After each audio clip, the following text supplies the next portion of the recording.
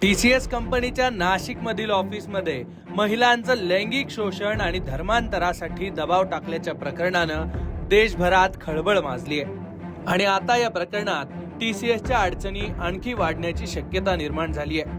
कारण या संदर्भात थेट तक्रार दिल्लीपर्यंत गेली आहे. ही तक्रार कुणी केली आहे आणि काय मागणी करण्यात आली आहे हेच आपण जाणून घेणार आहोत. पण त्याआधी TCS मधील हे प्रकरण नेमकं काय ते सविस्तर समजून घेऊ. TCSच्या नाशिक मधील ऑफिसमध्ये काही पुरुष कर्मचाऱ्यांनी महिला कर्मचाऱ्यांचा छळ, लैंगिक अत्याचार आणि धर्मांतराचा प्रयत्न केल्याची तक्रार दाखल झाली. त्यानंतर पोलिसांनी केलेल्या कारवाईत 6 संशयितांना अटक करण्यात आली. तसंच पीडित महिला कर्मचाऱ्यांच्या तक्रारीची दखल न घेतल्यानं कंपनीची पुण्यातील ऑपरेशन मॅनेजर अश्विनी चेनानी हिलाही अटक करण्यात आली आहे. आज TCS कंपनीची जी ऑपरेशन हेड आहे, महिला आरोपी, तिला माननीय कोर्टामध्ये पोलीस कस्टडीसाठी हजर करण्यात आलेलं होतं. यापूर्वी सदर आरोपीला 3 दिवसाची पोलीस कोठडी देण्यात आलेली होती आणि यात मिळालेल्या 3 दिवसामध्ये तपासामध्ये खूप सारी प्रगती असल्यामुळे आज पुन्हा तिला पुढील पोलीस कस्टडीसाठी कोर्टात हजर केलं असता माननीय न्यायालयाने आरोपीला 15 तारखेपर्यंत पोलीस कस्टडी सुनावलेली आहे. ही जी ऑपरेशन मॅनेजर आहे, हिच्याकडे या कंपनीमध्ये कामाला असलेल्या ज्या महिला आहेत, ज्यांच्यावर लैंगिक अत्याचार झालेले आहे, ज्यांची मानसिक आणि शारीरिक छळवणूक झालेली आहे आणि ज्यांचे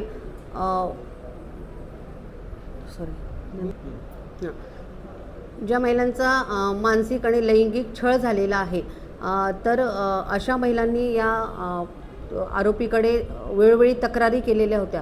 परंतु या आरोपीने ती सदर विभागाची हेड असताना, तसंच जी पॉश कमिटी आहे त्याची पण सदस्य असताना आणि स्वतः एक महिला असताना तिने या पीडित महिलांची बाजू न घेता उलटपक्षी आरोपींची बाजू घेऊन आरोपींना तिने आत्मविश्वास त्यांचा बळावला आणि त्यांना पाठिंबा केला आणि त्यांना तिने चिथावणी दिल्यामुळे आरोपींचं कॉन्फिडन्स वाढवून त्यांनी आणखी पण गुन्हे केले आणि त्या बाबतीत आणखी 9 अशाच प्रकारचे गंभीर स्वरूपाचे गुन्हे ऑलरेडी पोलीस स्टेशनला दाखल आहेत.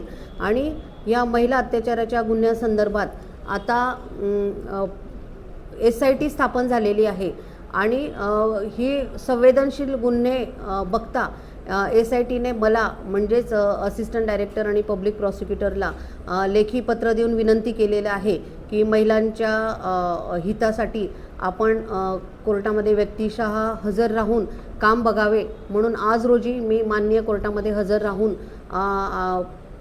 पीडित महिलांच्या वतीने प्रभावी युक्तिवाद केला आणि माझ्यासोबत जे सहाय्यक सरकारी अभियोक्ता आहेत अनिकेत आव्हाड, त्यांनी पण प्रभावी युक्तिवाद केला आणि म्हणून गुन्ह्याचे गांभीर्य बघता माननीय कोर्टाने आरोपीला 2 दिवसाची पोलीस कोठडी सुनावली आहे. मॅडम, कोर्टाने विचारणा केली होती की मागच्या PCR आणि या PCR मध्ये फरक आहे, वेगळं काय तुम्ही कशासाठी मागतायत? मागच्या PCR मध्ये ह्या आरोपीचा गुन्ह्यामध्ये सक्रिय सहभाग आहे अगर कसे, किंवा इतर जे 9 गुन्हे आहेत किंवा हा गुन्हा आहे, या गुन्ह्यातले जे आरोपी आहेत त्यांचे आणि हिचे काही संबंध आहे का, किंवा हिचं इन्व्हॉल्वमेंट आहे का, किंवा हिने पीडितांची बाजू घेतली नाही तर त्याच्या पाठीमागचा हेतू काय, नेमका उद्देश काय, याबाबत तपास करायचा असल्याने आपण आधी पोलीस कस्टडी घेण्यात आली होती. परंतु तपासादरम्यान इतर जे आरोपी आहे त्यांचं आणि ही जी आरोपी आहे तिचं तांत्रिक पुराव्याच्या आधारे किंवा इतर पुराव्याच्या आधारे तिचा सक्रिय सहभाग गुन्ह्यामध्ये दिसून आल्याने माननीय कोर्टाने आरोपीला 15 तारखेपर्यंत पोलीस कोठडी सुनावली आहे. एवढा सगळा भयंकर प्रकार घडला तरी TCS कंपनीतर्फे कोणतीही प्रतिक्रिया आलेली नव्हती. पण आता कंपनीने यावर स्पष्टीकरण दिलंय. TCS मध्ये कोणत्याही प्रकारच्या छळाविरुद्ध आधीपासूनच शून्य सहनशीलतेचं धोरण अवलंबण्यात येत आहे. कामाच्या ठिकाणी आमच्या कर्मचाऱ्यांची सुरक्षितता, सन्मान आणि कल्याण व्हावं यासाठीचे उच्च मापदंड आम्ही तयार केलेत. नाशिकमधील या प्रकरणाची माहिती मिळताच आम्ही तात्काळ कारवाई केली आणि आरोप झालेल्या संबंधित कर्मचाऱ्यांना चौकशी पूर्ण होईपर्यंत निलंबित केलंय. आम्ही यंत्रणांना पूर्ण सहकार्य करतोय आणि पुढील कोणतीही कारवाई या तपासातील निष्कर्षांवर आधारित असणार आहे, असं कंपनीचं म्हणणं आहे. दरम्यान कंपनीच्या अडचणी आणखी वाढण्याची शक्यता आहे, कारण IT क्षेत्रातील कर्मचारी संघटना NITES ने केंद्रीय कामगार मंत्रालयाकडे TCS संदर्भात महत्वाची मागणी केली आहे. या संघटनेनं TCS कंपनीत पॉश अर्थात कामाच्या ठिकाणी लैंगिक छळ प्रतिबंधक कायदा नियमांचं पालन होतंय का याचा सखोल तपास करण्याची मागणी केली आहे. कामगार मंत्रालयानं तातडीनं हस्तक्षेप करून संपूर्ण आणि विशिष्ट काल मर्यादेत ऑडिट करावे, कंपनीत पॉश नियमांची अंमलबजावणी कशी होते याची तपासणी करावी आणि आतापर्यंत आलेल्या सर्व तक्रारींचा आढावा घ्यावा. HR आणि सिनियर मॅनेजमेंटने तक्रारी कशा हाताळल्या याची चौकशी करावी अशी मागणी केली आहे. NITES ने केवळ TCS पुरतं मर्यादित न राहता महाराष्ट्रातील सर्व IT आणि टेक कंपन्यांमध्ये पॉशचे पालन होतंय की नाही याचं राज्यस्तरीय ऑडिट व्हावं अशी सुद्धा मागणी केली आहे. टाटा सन्सचे अध्यक्ष N चंद्रशेखरन यांनीही आता या प्रकरणाची कंपनीने गांभीर्याने दखल घेतल्याचं स्पष्ट केलंय. तसंच या प्रकरणाच्या चौकशीमध्ये जे दोषी आढळतील त्यांच्यावर कारवाई करण्याचाही इशारा दिलाय.